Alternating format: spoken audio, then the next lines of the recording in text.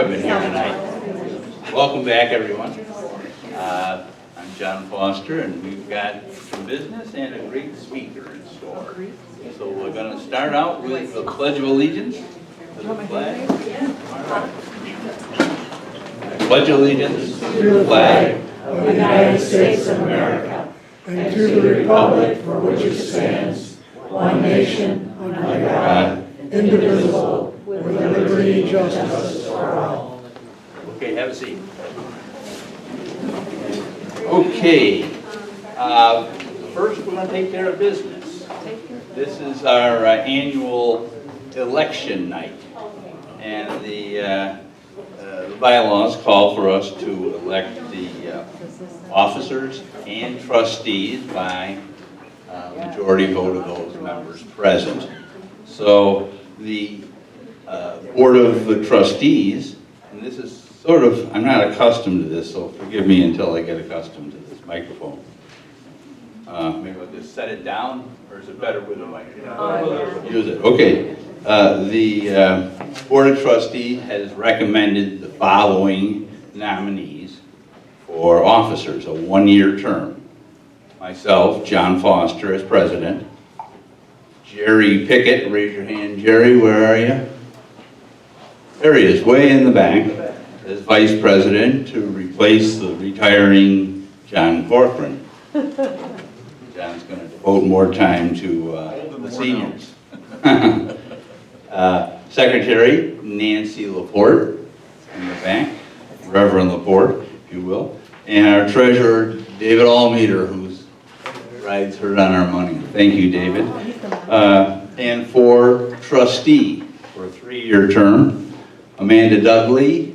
Amanda, raise your hand in the back. Mike Weldon, who's in charge of 50/50. You know Mike. Frank Hubble, who's in charge of digitization right here in the front row. And Liz Mistretta, who is not here this evening. She's traveling on the road most of the time. So at this time, we're going to take a members-only vote. I had to ask if there are any nominations from the floor. Does anybody have anybody they want to nominate for any one of those positions now? Okay, seeing no hands. Can I have a motion from one of the members to close the nominations? Motion to accept donations? So I got a motion up here and a second. Ed Gable, see him for the second. Very good. All those in favor of closing the nomination, say aye. Aye. Any opposed? Done. Okay, on the nominations themselves, I've read you the slate. All those in favor, I'm going to do the whole slate at once. All those in favor of those nominees, say aye. Aye. Any opposition? Okay, done. Let's see what else I'm supposed to say. Robert's rules. Okay, that's the business part of things. A couple of announcements. We've got a banquet coming up next month. There'll be a speaker at the banquet. I've forgotten who, but it's promises to be very entertaining. Who is it again, Dave? Tell me. Mariana Rodriguez, I think. No, Gonzalez. Oh, Rob is something. Okay, there you see it behind me. Fabulous entertainer. She's a fabulous entertainer. Is she? Yes. Okay, so she comes highly rated, highly reviewed. You can buy tickets back there for $25 a piece. She plays the accordion. What she's going to do, I think, is do renditions from the different Broadway musicals from the 20s all the way through the present day. That's what she did before. Good, And then good. hooks it in with the historical stuff. All right, great. Okay, so that's coming up on the Monday, the 18th, I believe is the date. 15th, thank you. And also I want to say to you, the museum is now open, so it's every Sunday 2 to 4. So feel free to come by, or if you're interested, be in Dozent, see Ken Freeman. Okay, now our guest speaker for tonight is Ken Slaugnhaupt. Ken's an engineer by profession, has had a long career in the Niagara frontier, I'll call it. He's been active throughout his career in the societies of engineers, surveyors, land surveyors. And he's going to talk to us about the Holland Land Company and their map of the Western New York. So Ken, I'll let you take it from here. Thank you very much. Everybody hear me all right? Okay, very quickly, just to correct John in one regard, because this is important to me, I'm not an engineer. I'm a land surveyor, and we fight engineers every day of the week, so just had to get that out of the way. A lot of people ask me for the spelling of my name. It's K-E-N. Get that squared away right now. And we're here to talk to you tonight mostly about history, but the slides that I'm going to be using are slides that I prepared for a technical symposium for the New York State Association of Professional Land Surveyors. Is this cutting in and out? Or is it my imagination? Okay, it's all right. So there are slides in here that are going to be of relatively less interest to you than the historical aspect. When I get to those, I'm going to probably go by them pretty quickly. If there are a few of you who are interested in that aspect at the end, I'll be glad to stay and talk with you about that too. So the first thing I want to do, I mentioned this is about organizing the wilderness. So we're going to explore the wilderness of Western New York immediately after the American Revolution and going forward to the year 1800. I want to give some thanks real quickly to three people. Francisca Saffron, who was the chief librarian for SUNY Fredonia for many years. The interesting thing about the Holland Land Survey is much of this land that we're talking about came into the ownership of 9 Dutch bankers. And I'll go through the reasons for that, but they are the ones that hired the surveyor. So all of the records for the survey of Western New York went to Holland. Sanfresca is the one who actually went to Holland, got them duplicated and brought them back and organized them, so we have them here in Western New York at the library in Fredonia. So we're very thankful for her help. Also, John McIntosh Jr., former president of Nice Apples, he wrote a book entitled Where Was Joseph Ellicott and What Was He Doing After the Signing of Big Tree? And I'm using a lot of excerpts from his work to talk about what the life of a frontier surveyor was. And it was not easy. I know we're in Hilton, but there were no Hiltons in Western New York at the time. So imagine what that was like. And then George Miller, a fellow land surveyor who wrote an article called The Holland Land Survey, Company Survey in June of 1997, and we'll get into that in a little bit. Here's an interesting map. Can you tell what it is? What is it? It's New York. This is one of the earliest maps of New York State. This is the Hudson River, the Mohawk River. This is the St. Lawrence. This called Cadragua Lake is what we know as Lake Ontario. This is Lake Erie. And this is the Niagara River. This map was put together by a fellow in 1710 sitting at a desk in New York City. He had never been into the interior of New York, but he talked to people, frontiersmen, fur trappers, so on, and they came back and told him what it looked like and what to expect. One of the interesting things is he knew that the Niagara River connected Lake Erie and Lake Ontario, and he knew there was a wonderful waterfalls in it, but he placed it right at the edge of Lake Ontario in what is now Youngstown, New York. Just missed it by about 18 miles. It, of course, is somewhere in the middle. These dots that you see are very interesting. These are Native American villages. What do you notice about them? There's a lot of them, and they're very near the water. The reason they're near the water is Western New York was an extremely thick jungle. If you were going to walk from even Rochester to Lewiston, the path would be just about big enough to take a pack on your back, and that's it. And back then, the records indicate that there were bears and wolves and rattlesnakes at every step. So it was a treacherous place to be. So anyway, we've got all these Native American villages in New York State, and I'm going to acknowledge right now that we, as the invaders, were not particularly kind to the Native Americans, and we're going to get into that a little bit too. But anyway, here's a little bit better map. This is now 1796, and the interesting thing I want to point out is in this map, you'll see that there's a line that goes down the middle of Lake Ontario and Lake Erie. This is probably one of the first maps that shows the new international boundary, drawn in 1796. But you still, again, you see you've got the Hudson, the Mohawk, the Oneida Lake, Oswego River, and then a whole lot of nothing out here in western New York in 1796. In fact, anybody remember when Lord Cornwallis was defeated in the Revolution?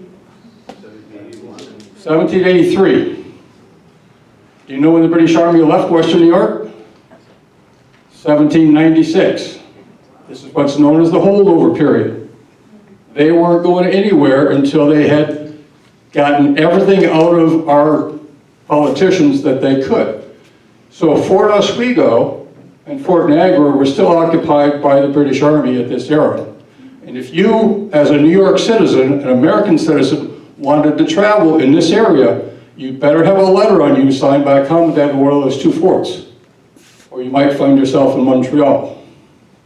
So this was a thing that was kind of an aggravation for people, as you might imagine. So again, water was the easy way to transport. If you're going to take a lot of people or a lot of goods with you, you put them in a boat. And so New York is essentially done in sections. Long Island, Lower Hudson River, first one to be occupied by the Dutch and the British. Then you worked your way up the Hudson River into the Lower Adirondacks. Next you went through the Mohawk River. And then we had no river that actually took us east-west into this territory. So what happens is, that's Oswego. People would bring goods and services by boat through the Mohawk and through some portage and get into the Oswego River and come across the lake into the Niagara River. And they could go as far as my little hometown in Lewiston, New York, where navigation in the Niagara River came to a complete halt and you had to get out there. But at that point, that was the entranceway from west to east, as they could get a lot of goods and services in Lewiston, so they're able to develop it from west to east as well as from east to west. There's a line here that goes right through the Finger Lakes. It's called the preemption line. The preemption line is an interesting little concept, because what happened was we had two kings of England who didn't talk to each other. In 1620, King James I of England granted to the Plymouth Company, that would be Boston, Massachusetts, a tract called New England, which extended west to the Pacific Ocean. What do you know? Wow. In 1691, they stipulated that was between latitudes 42.5 north and 44.15 north. But that was in 1620. 43 years later, King Charles I granted to the Duke of York and Albany, which is New York State, the province of New York extending northward to Canada, bounded on the east by line 20 miles east of the Hudson River, but there was no western limit. So now we've got two kings of England granting rights to two colonies, and at the end of the American Revolution, this caused a major problem. So in 1785, this is while the holdover period was still going on, the United States government passed the Land Ordinance Act. This authorized the selling of public lands. Now what had happened is, we just went through an American Revolution. We owed the soldiers a lot. We didn't have any money to give them. So the idea was to repay them by allowing them to settle on lands relatively cheaply. So Massachusetts wanted to give away all of western New York to the Massachusetts contingent, and New York wanted to do something different. So that had to be resolved. And so in December 16th, of 1786 in Hartford, Connecticut, what they did is they gave Massachusetts the right of preemption. That is, the right to sell the land. But once sold by Massachusetts, New York controlled the management of it. So that's the way they came to the conclusion of that. The Land Ordinance Act also defined the process of surveying public lands going forward. Now here's a little map of the Holland Land Survey that I'm going to be talking about tonight. This system of survey, in the original 13 colonies, those are known as meets and bounds colonies with respect to describing property. Typically, when people claimed land back then, they take a tomahawk in their belt and they go up and they walk around and they say, this looks good, and they put a mark in the tree and they go around and make a great big odd-shaped piece and say, this is my land.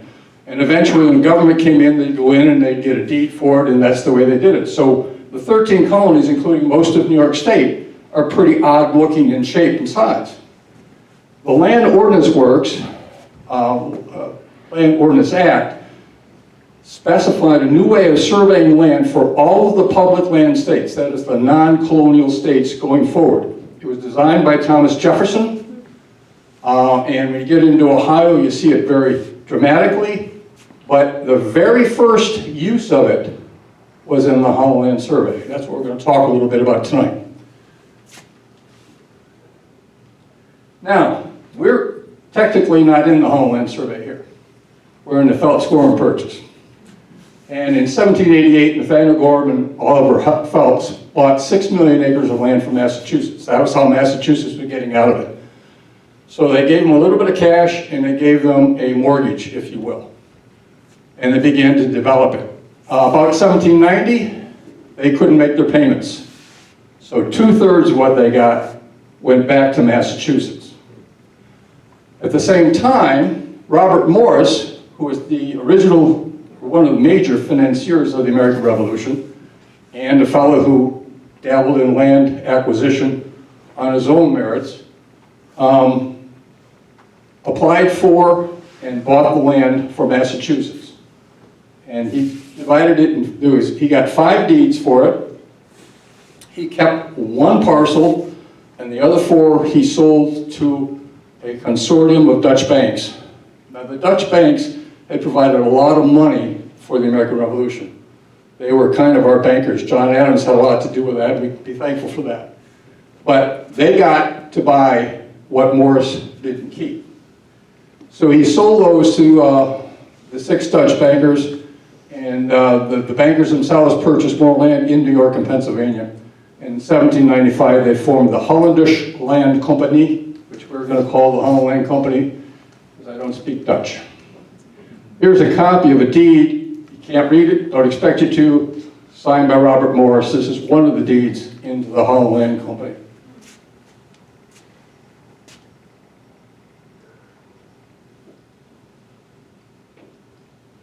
Okay, skip one there.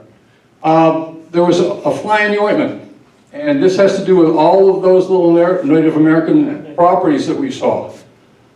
They agreed that they had some rights to land, and the Dutch required Morris to solve that problem before they would pay him for the acquisition.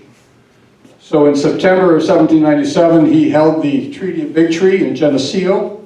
There were 3,000 Senecas present, and the idea was that he had to get the Indians to sign off on their interest in the land so the Dutch would pay him and take over.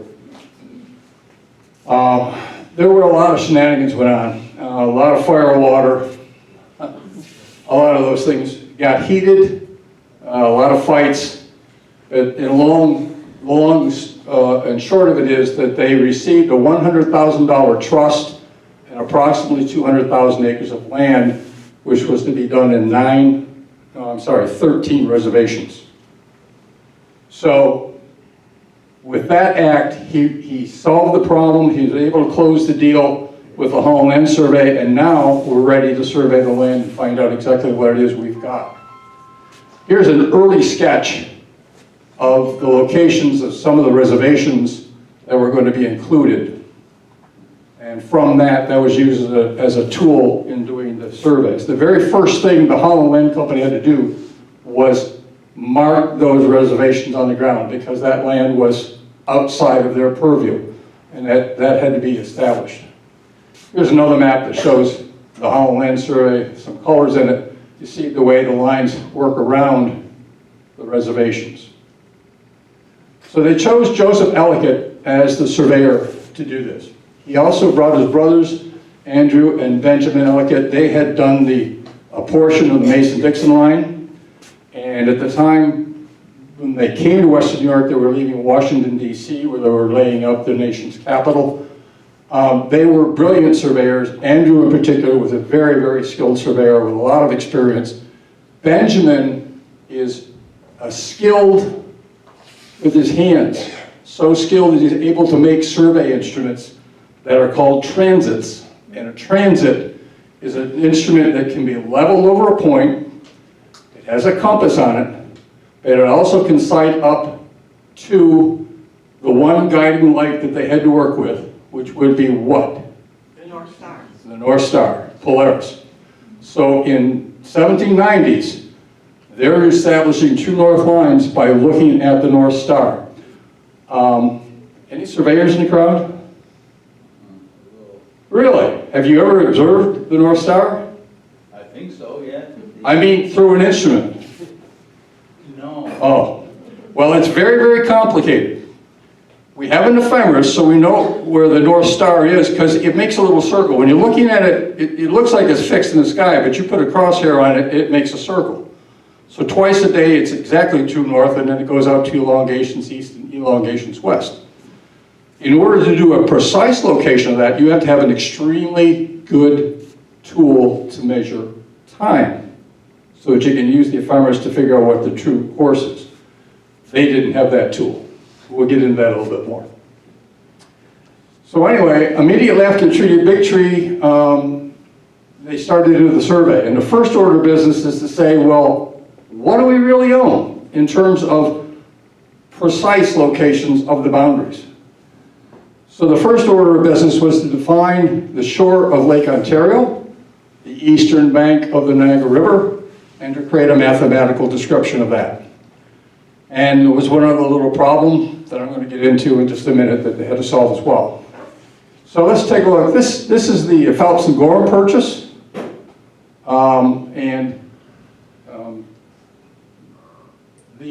The quarter of the Phelps and Gorham purchase is with another deed involved that was given in error, became problematic, is what helped Joseph Ellicott decide where he could begin. So I'm going to go by that. Now, I want to talk about his work. This is an excerpt from his notes where he's going to be traversing along the shore of Lake Ontario. And it's dated October 3rd of 1797. Traverse of a part of the country called the West Geneseo, that's what all of Western New York was called at the time, commencing at the northwest corner of Messrs. Gorham and Phelps Purchase, a chestnut post standing on the beach of Lake Ontario, which is an open marsh of about 40 or 50 yards wide. The post marked GP on the east and 28 3/4 miles on the south. There was a Major Hoops, who was the surveyor for Phelps Gorham. He had set that post. He took Joseph Ellicott and his surveyors to that location, and from that point they began to locate the shores of Lake Ontario.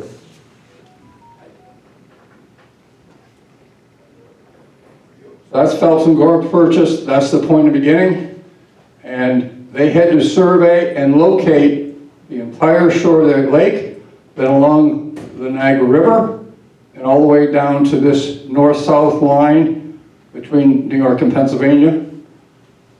Actually, they had established earlier this line, which many people don't know, but this line, this north-south line between New York and Pennsylvania that you probably have all gone over if you've driven to Ohio, was defined as being due south of the most westerly tip of Lake Ontario. So in order for them to do that, they had to go into what was British Canada, locate the bay at the end of Lake Ontario, establish the longitude of it, then they could come down here and establish the longitude to get that started. So there's a lot of really interesting survey work happening at this time.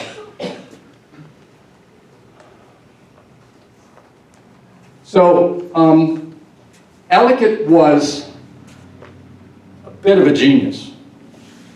Not only was he going to lay out the boundaries of the land and subdivide it into courses, but as he went along, all of his measurements noted the soils, the timber, what land would be good for planting crops, where were there creeks to put mills on. So he's collecting an inventory of this wilderness that the Holland Land Company can then use to mark up their property for sale and know what they were selling. So all of that is in his survey notes. Here's an example of his notes. He describes a bank 4 or 5 feet high and a termination of a marsh.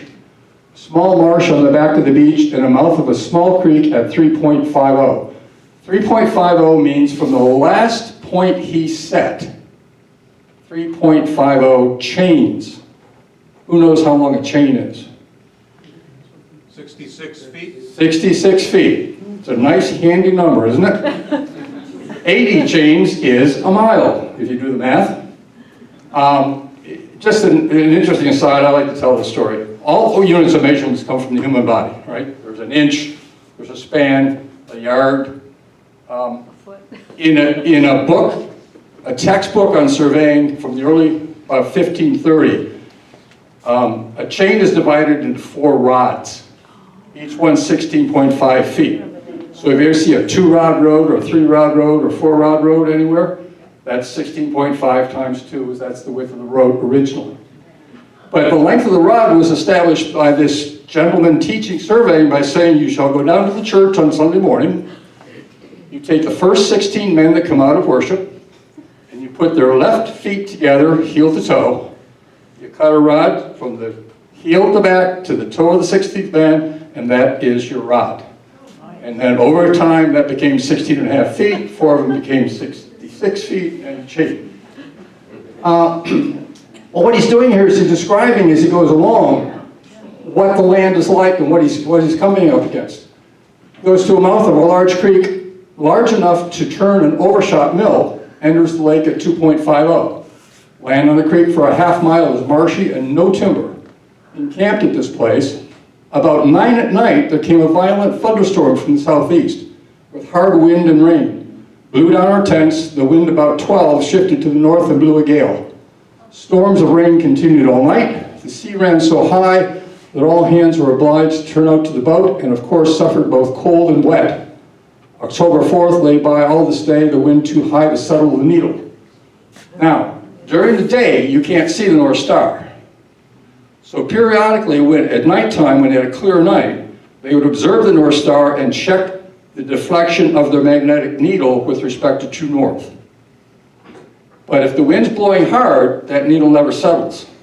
So they sit around all day long, drinking tea or rum or whatever they drink. Yes, sir? What was the shore of the lake? Since the lake has risen, are there actually markers out in Lake Ontario? Because No. the water has overrun The shore that they located is much further north than the shore as it exists today because of the natural erosion. Even the survey stakes that they would have put in the ground were long gone, and they were just wooden stakes. Until he started marking the actual lot lines, he used stone monuments. So the actual shore was more north. It was. Anybody here ever been to Old Fort Niagara in Youngstown? Yeah. So if you've been to the old stone castle, you know that there's a retaining wall right there and water's right behind it. When that was built, there was 250 yards of shore there. So, and that was built in 1720.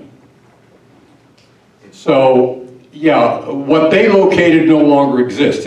It's further north of anything you find along the shore. So on October 4th, they spent all day long because they couldn't work, and then October 5th commenced the traverse at number 29. That would have been their 29th occupation point since they left the beginning of the survey, and to a bank timbered with beech and maple. So you get an idea that I was a surveyor all my life. Had my own business.